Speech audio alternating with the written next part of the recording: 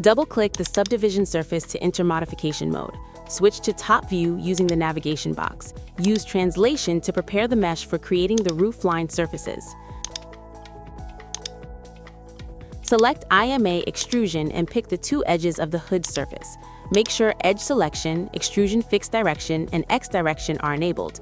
Left-click and drag in the viewport to resize the extrusion surface. Switch to modification mode and use translation to move the points of the new surfaces according to the reference image. Use the navigation box to change the view to side view. Adjust the height of the points according to the reference image. Select IMA face cutting to add more edges to the mesh. Hover over the location where a new edge is needed and create it with left-click. Press space to access modification mode and adjust the height of the newly added edge. Align the points of the new edge to the reference image. Add more edges to better match the roofline character. Use IMA face cutting to create additional edges. Hover over the required locations and create new edges with left-click. Press space to access modification mode and adjust the points of the newly added edges.